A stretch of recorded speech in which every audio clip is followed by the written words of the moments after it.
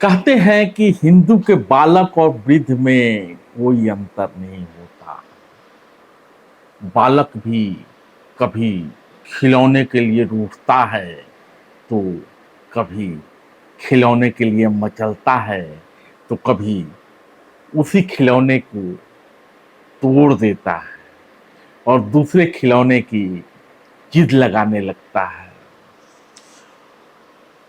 भले ही आप ये बार बार दावा करते रहें कि मोदी की सरकार नागपुर से चल रही है, लेकिन ऐसा दावा करते आप भूल जाते हैं कि नागपुर में एक वृद्ध बालक बैठा हुआ है जिसका नाम है मोहन भागवत। और वो वृद्ध बालक हमेशा आरक्षण रूपी खिलौने के वो लेकर मचलने लगता है। कभी कहता है आरक्षण को खत्म कर देना चाहिए, कभी कहता है आरक्षण की समीक्षा होनी चाहिए, तो कभी कहता है कि आरक्षण को जारी रखना चाहिए। माने जैसे बालक कंफ्यूज होता है वैसे ही हिंदू का ये वृद्ध यानी मोहन भागवत अपने बाल्यावस्था में पहुंच गया है और कंफ्यूज सा दिखाई दे रहा है। आपको याद होगा वर्ष 2015 बिहार के लिए चुनावी वर्ष था।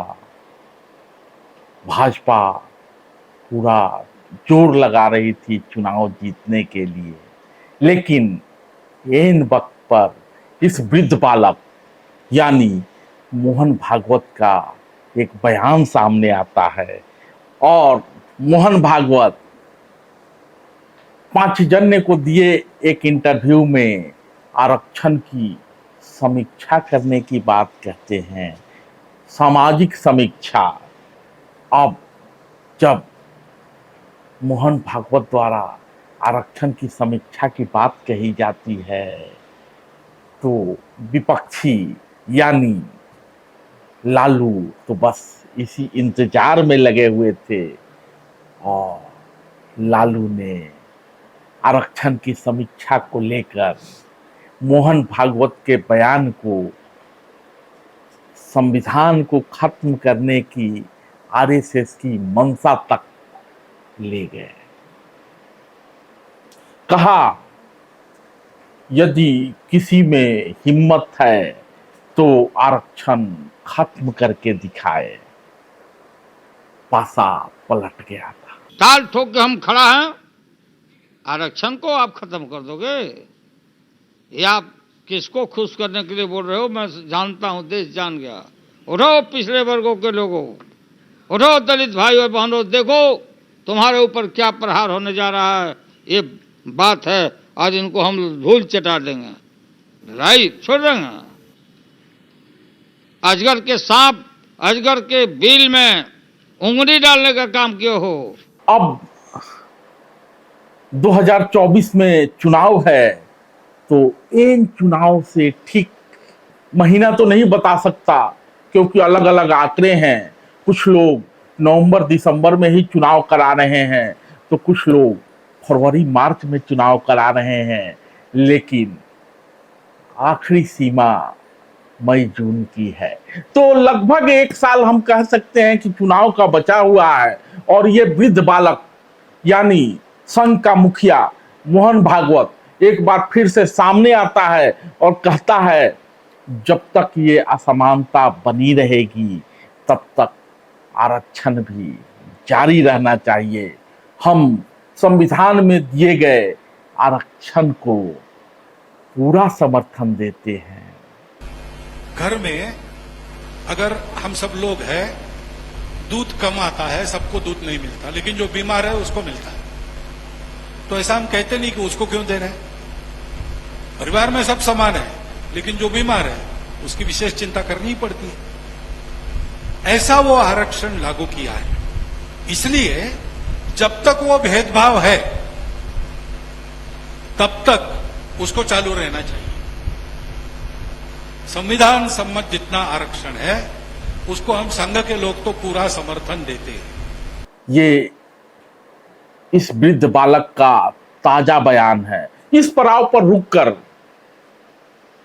आपको यह भी सूचित करना जरूरी है कि जब संविधान में आरक्षण की बात कही गई थी तो मात्र 10 साल के लिए आरक्षण लागू किया गया था और आज 75 साल हो गए। जाति प्रथा कब से चली आ रही है आप जानते हैं। समाज में भेदभाव कब से है, सबके अपने अपने दावे हैं। कुछ लोग कहते हैं कि 5000 वर्षों से जो हिंदू समाज है उसमें भेदभाव चला आ रहा है। तो भागवत की माने तो जब तक जाति का भेद बना रहेगा तब तक संविधान प्रदत्त आरक्षण बना रहना चाहिए, यानी अगले 5000 साल तक, क्योंकि 5000 साल का भेदभाव का इतिहास रहा है। जैसा कि अंबेडकर से जुड़े हुए, दलित समाज से जुड़े हुए विचारकों का दावा रहा है, तो अगले 5000 साल लग जाएंगे इस जातिगत भेदभाव को खत्म करने में। तो इस वृद्ध बालक की माने तो 5000 साल तक आरक्षण बना रहना चाहिए। वैसे भागवत यानी नागपुर वाले वृद्ध बालक 5000 साल की बात नहीं करते हैं। कहते हैं हमने अपने ही समाज के साथियों को सामाजिक व्यवस्था में पीछे रखा, हमने उनकी परवाह नहीं की और यह 2000 वर्षों तक जारी रहा। जब तक उनको समानता पर नहीं लाया जाता तब तक कुछ विशेष उपाय करने होंगे और आरक्षण उन्हीं में से एक है। इसलिए आरक्षण तब तक जारी रहना चाहिए जब तक कि पूरी तरह से भेदभाव समाप्त न हो जाए। और यह भी दावा करते हैं आरएसएस संविधान में दिए गए आरक्षण को पूरा समर्थन देता है। जो आरक्षण दिया गया है वो अपने देश में सामाजिक विषमता का इतिहास रहा है और हमने अपने ही समाज के बंधुओं को सामाजिक व्यवस्था के तहत पीछे रखा। उनका जीना पशु समान हो गया तो हमने चिंता नहीं की और ऐसा कम से कम 2000 वर्ष चला ही है। धीरे धीरे महाभारत में ऐसे उदाहरण मिलते हैं जात पात के उल्लेख से और कुछ बातें नहीं दी तो इक्का दुक्का है कि जन्म से जात पात नहीं माननी चाहिए वगैरह वगैरह, परंतु तब शुरू हो गया और धीरे धीरे बहुत विकट स्थिति में पहुंचा।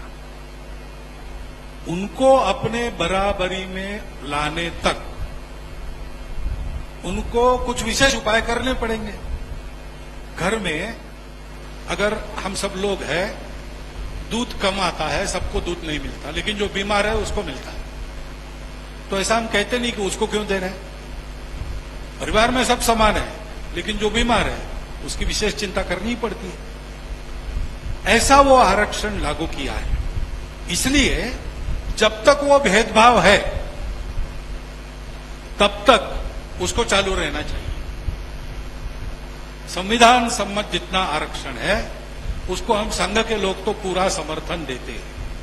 मैंने कहने की कोशिश कर रहे हैं जो लोग इन पे आरोप लगाते थे कि ये संविधान विरोधी हैं, संविधान को नहीं मानते, भारतीय ध्वज को नहीं मानते, संविधान द्वारा प्रदत्त अधिकारों को नहीं मानते, आरक्षण के विरोधी हैं, तो भागवत कहते हैं 2000 सालों का भेदभाव है और जब तक ये भेदभाव खत्म नहीं हो जाएगा तब तक आरक्षण जारी रहना चाहिए।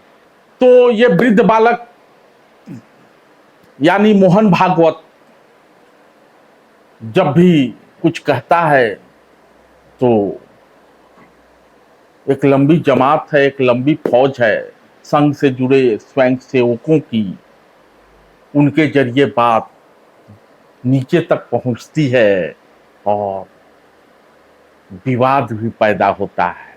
तो मोहन भागवत का ये बयान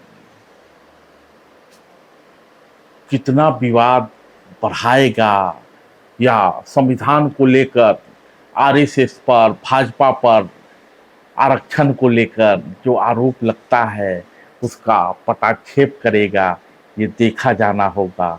बाकी तो बातें हैं, बातों का क्या। धन्यवाद।